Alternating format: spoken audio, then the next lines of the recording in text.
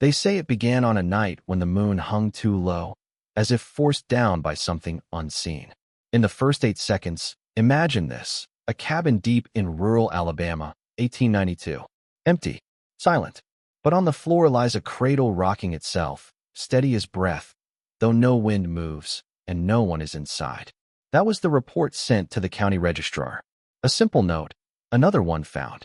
No name, no explanation, only the same chilling detail that would repeat for months. Inside cabins once used by enslaved families, structures abandoned for decades, authorities kept finding infants.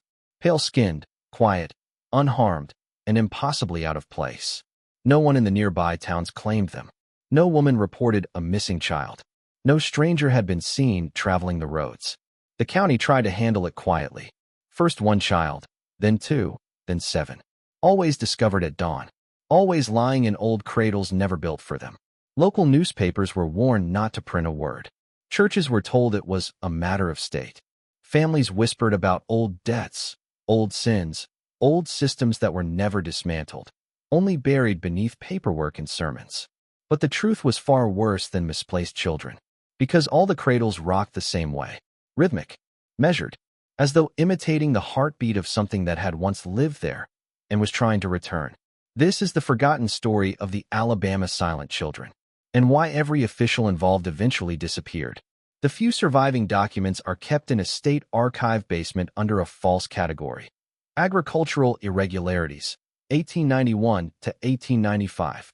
Anyone who has ever worked in historical research knows that this label means one thing: someone wanted these files dead. Inside the folder are nearly unreadable memos. Ink blurred, dates mismatched, names struck out. But one signature repeats beneath all the edits: Elias W. Caraway, the county medical examiner. His handwriting trembles in the margins. The children should not be here. They do not cry. They do not resist. They only stare. What scared him wasn't the children themselves, but the cabins. Because each structure was checked repeatedly. Locked. Empty. Observed by multiple guards. Yet a child would appear by morning, as if placed there in silence, or as if it had formed there. The state government ordered Caraway to transport the infants to the Rose Hill Orphan Home, an institution already rumored to be involved in strange, privately funded experiments on abandoned children. Caraway resisted. His notes show fear, not of the orphanage, but of the idea that these children belonged to someone powerful, someone able to place them inside sealed buildings without detection. The more the county investigated, the more questions surfaced. Why were the cabins selected in a specific order, running south to north like a silent procession?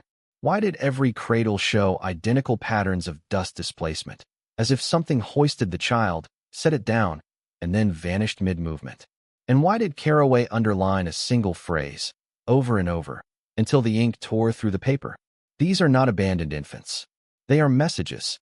To understand the terrors that followed, we need to step into the town of Great Inns Cross, the nearest settlement to the line of old cabins.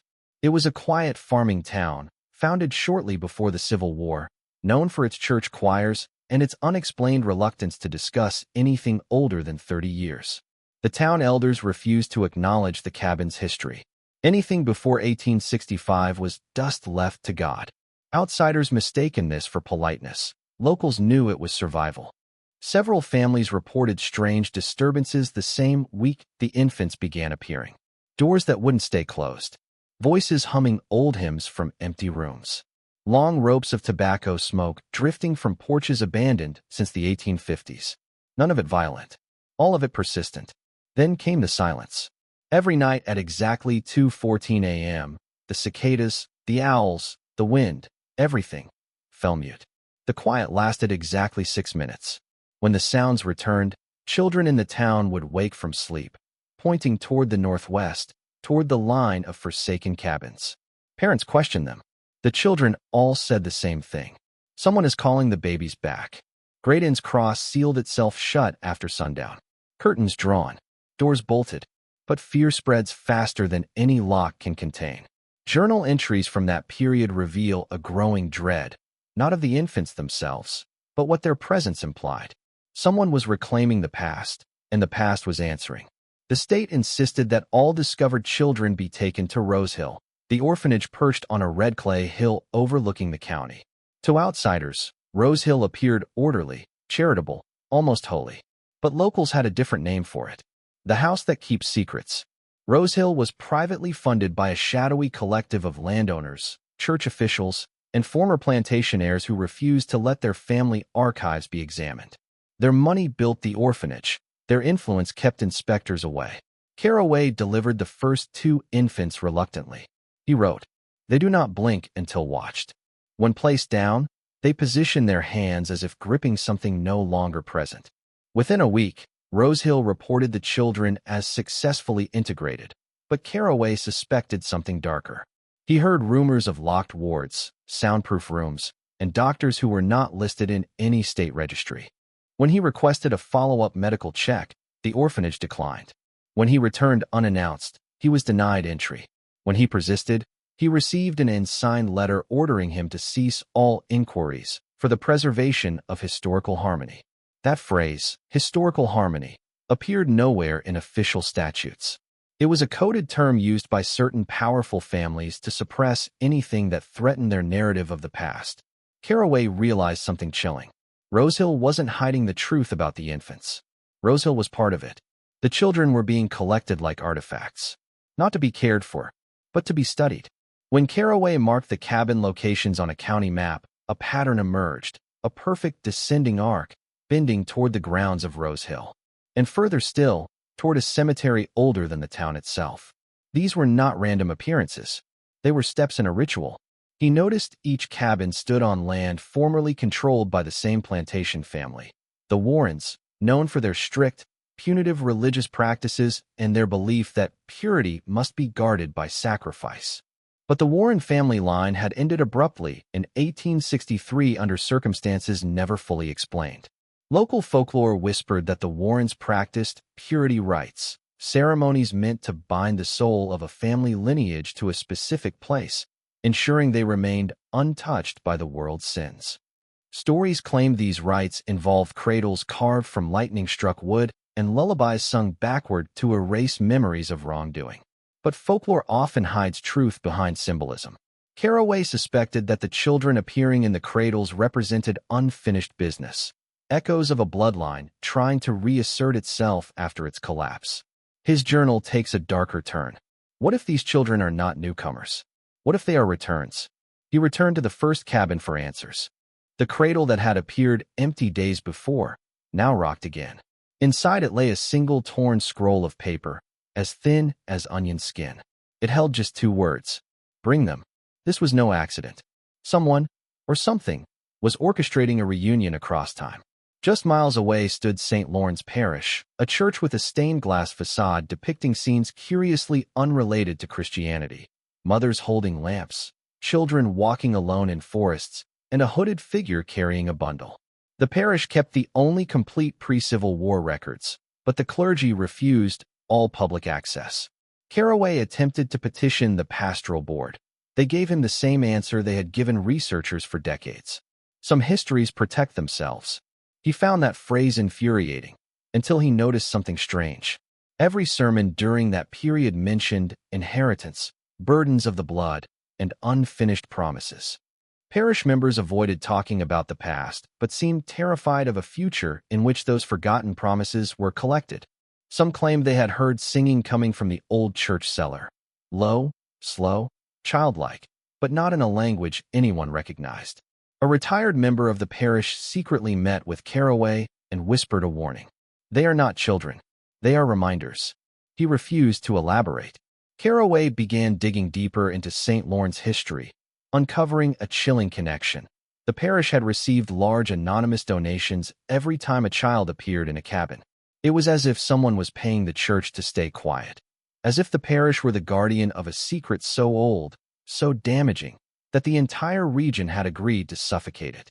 Whatever was returning through those infants had roots in scripture, land deeds, and rituals no one dared speak aloud. The past wasn't sleeping. It was rehearsing. Caraway's desperation grew after one chilling encounter. A woman named Miriam Hale, once a caretaker at Rose Hill, arrived at his office trembling. She insisted they speak privately. When he locked the door, she refused to sit. "Doctor," she whispered. The infants aren't behaved like infants. They wait. They stare at the eastern window every morning, just before sunrise, as though they expect someone to arrive. And at night, she broke off, covering her mouth. Caraway asked what she saw. Miriam never answered directly.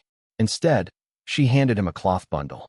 Inside was a pair of small shoes, linen, hand-stitched, old enough to crumble at the edges. The strange part wasn't their condition.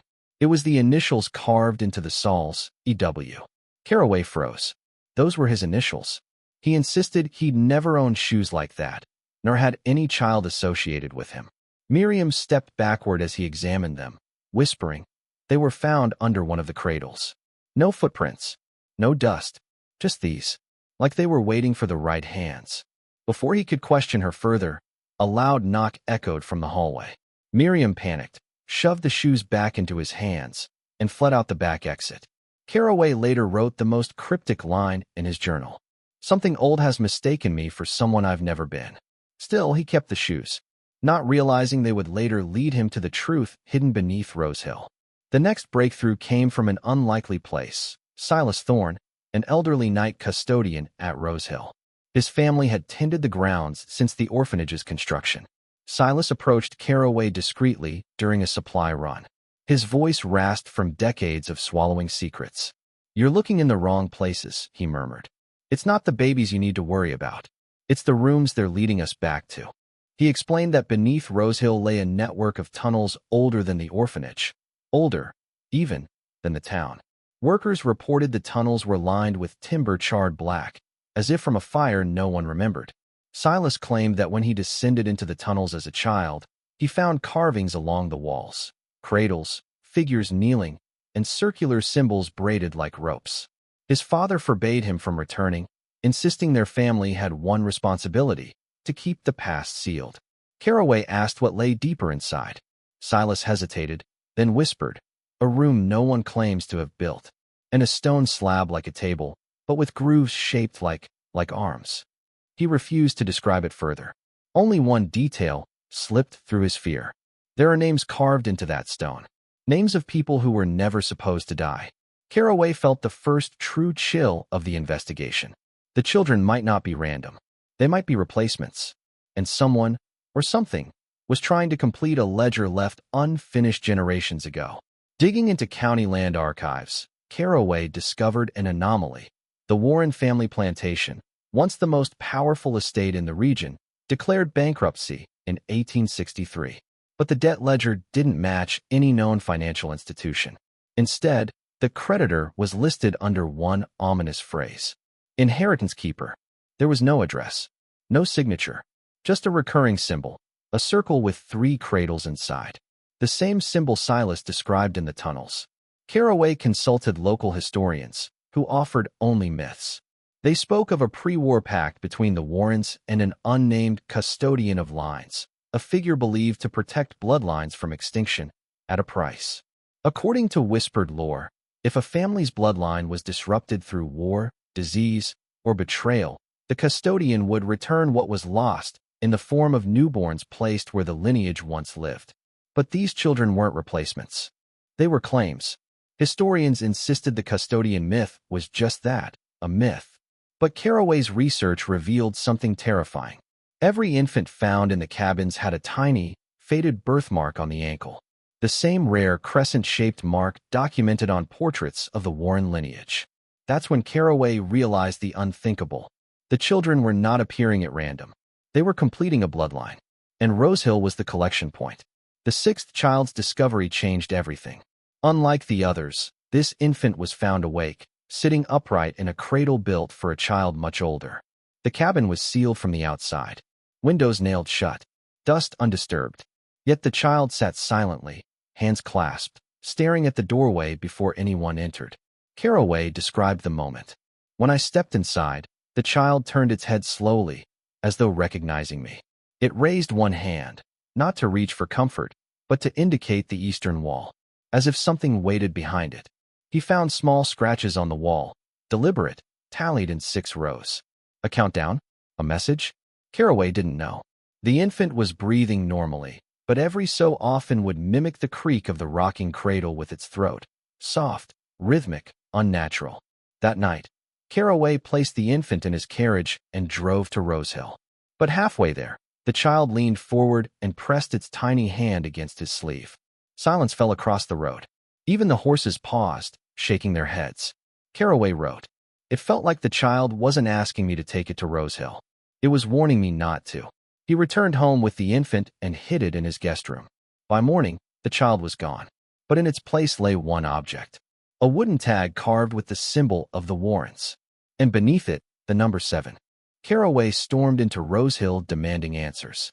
The director, Mrs. Corrible Finch, greeted him with a calmness so unnatural it felt rehearsed. "We have no record of a 6th child," she said, "but we appreciate your dedication." Caraway insisted they check the ledgers. They were pristine, too pristine, written in identical handwriting for 4 consecutive years. He requested to see the orphanage's medical files. Finch refused. He asked about the sealed east wing. She claimed it was storage. But as Caraway left, he caught a glimpse through a cracked door. Rows of small beds, white sheets, and nurses standing motionless, staring at him with expressionless faces. No sound, no movement. He felt a pull to open the door, but Finch's voice echoed down the hall. "Doctor, the children are resting. We don't disturb them." Outside, Silas caught him by the arm. "You're too late. They're preparing the count." Caraway asked what that meant. Silas looked over his shoulder. "The number is always 12. In that moment, Caraway understood. Rosehill wasn't receiving children. Rosehill was waiting for them. The infants were never meant to be adopted. They were meant to fulfill a ritual that required exactly 12. And 6 had already appeared. Still shaken, Caraway followed a clue Silas left him. Walk the old cemetery at dusk and listen. The Warren family cemetery lay behind a line of cedar trees, forgotten and overgrown. The oldest markers were sunk into the earth, names eroded, some replaced only with symbols. As dusk thickened, Caraway heard faint murmurs, like distant singing. At first he thought the wind was funneling through the trees. Then he realized the sound was coming from beneath the ground. He knelt beside the largest mausoleum, pressing his ear to the cold stone. The singing grew clearer, soft, rhythmic, childlike, the same tempo as the rocking cradles. His breath caught. It wasn't singing. It was counting. A woman's voice whispering numbers in a slow lullaby pattern. Caraway recognized the rhythm from the scratches in the 6th cabin. He tried to open the mausoleum door, but it was sealed shut with a rusted iron bar. As he stepped back, the whispers stopped. Suddenly, something tapped the stone from inside.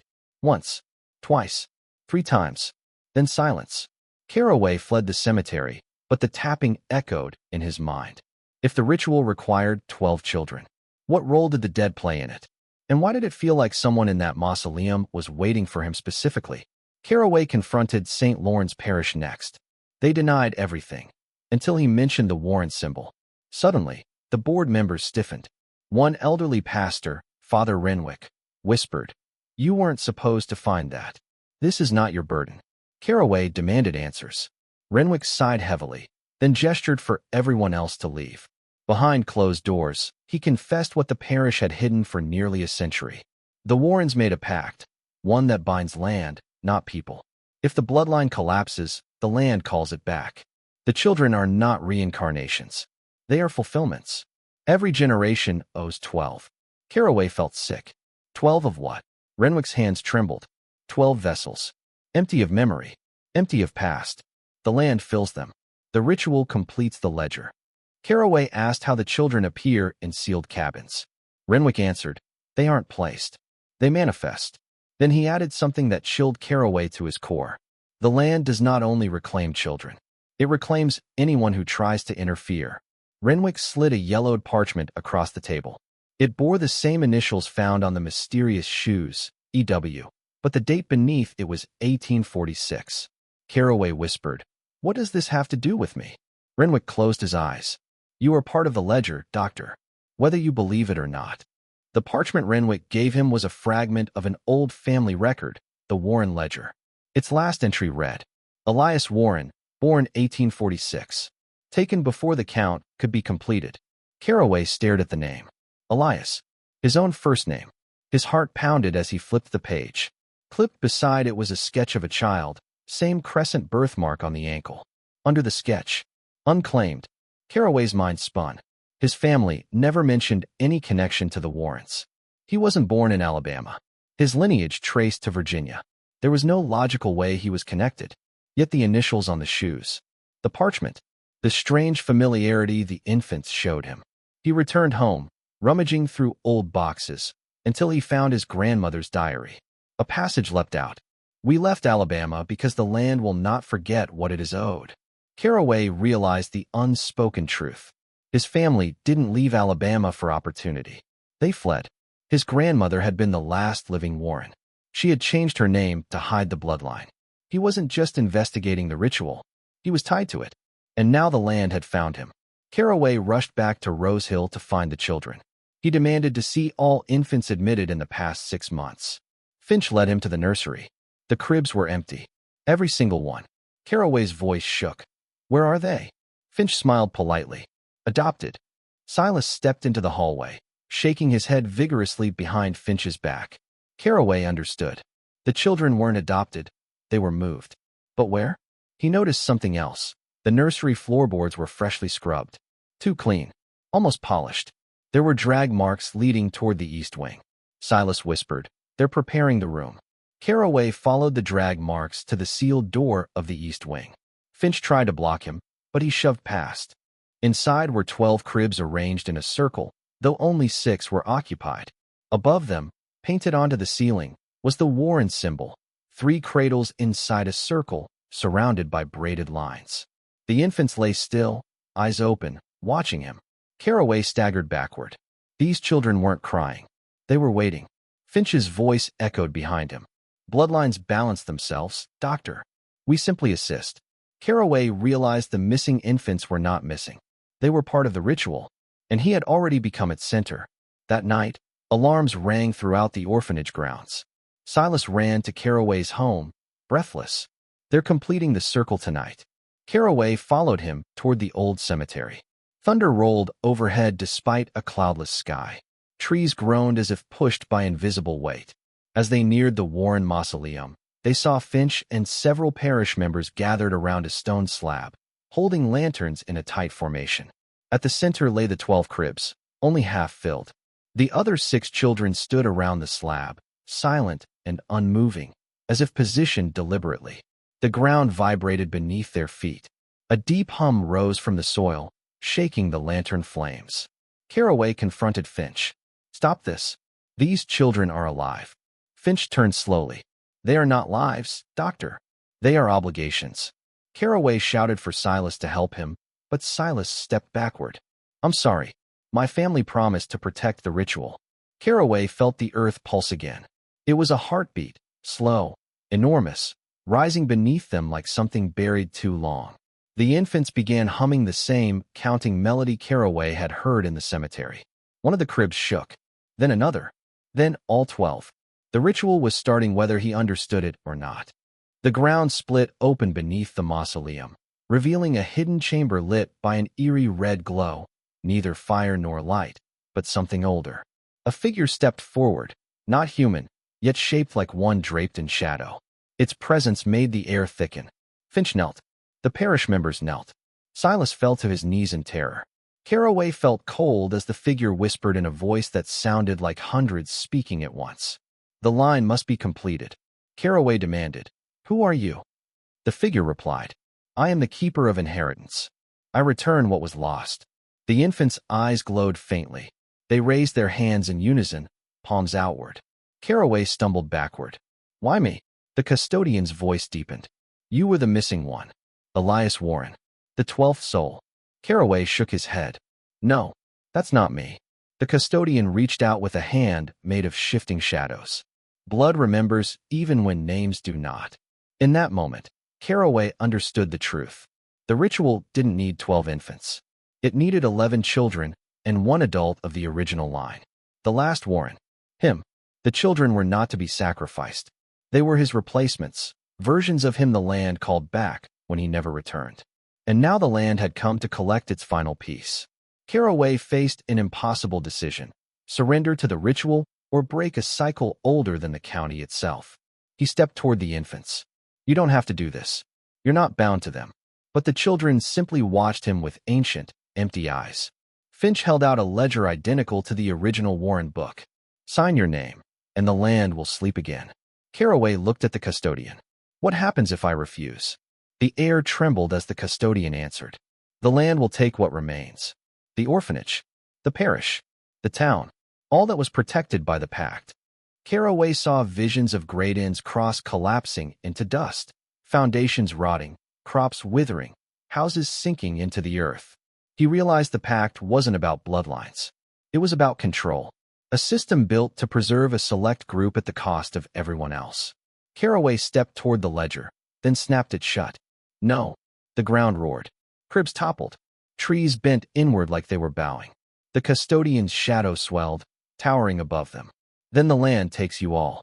Finch screamed. Parish members fled. Silas collapsed. Caraway grabbed the nearest infant and ran, unsure of what he was saving or whether it even mattered anymore. Behind him, the earth opened wide. Caraway sprinted toward the town with the infant in his arms. Buildings shook as though something was tunneling beneath them. Lamps shattered. Church bells rang without being touched. The orphanage was swallowed first. The ground beneath Rose Hill crumbled, pulling the structure into a chasm of red clay. Finch's screams cut off abruptly. The parish collapsed next. St. Lawrence steeple toppled like a snapped bone. The cemetery split wide, revealing empty coffins, every Warren body gone. Caraway reached the center of town. People ran into the streets, terrified. The infant stared toward the collapsing horizon, humming softly, as if guiding him. Suddenly, the humming stopped. Caraway looked down. The child was gone. In his arms lay a pair of small linen shoes, identical to those found earlier. A voice whispered behind him. Not the custodian. A child. Thank you for breaking it. Caraway turned. 12 figures stood together at the edge of town. Children of different ages, different eras, all fading like mist in sunlight. They bowed to him, then vanished. The land went still. The rumbling ceased. And in the silence, Caraway realized. He hadn't ended the ritual. He had freed the souls bound by it. But something else had awakened. Something that remembered him. Months later, Great Inn's Cross was abandoned. No one dared return. The state bulldozed the remains of Rose Hill and sealed the land under federal protection. Official records attribute the destruction to a subsidence event. But Caraway kept the real evidence hidden, a box labeled simply, The Forgotten Files. Inside were the Warren Ledger fragment, the linen shoes, maps of the 12 cabins, notes about the custodian, and a final sheet written by Caraway himself. It read, The land remembers everything we bury. When truth is denied long enough, it demands witness. The children were not the danger. The danger was the story we refused to tell. Caraway disappeared weeks later. His home was found empty, doors unlocked, supper set on the table. The only sign of movement was a cradle rocking slowly in the corner, one he had never owned. On its wooden base, carved freshly, One day, the land will call again. The case was closed without investigation, but the forgotten files remained. And somewhere in Alabama, 12 old cabins still stand in a perfect arc, quiet, waiting, cradles untouched for more than a century. Neighbors say they sometimes hear counting at night. Soft, childlike, always stopping at 11. Because the 12th? The 12th is still missing. And stories like this are never forgotten for long.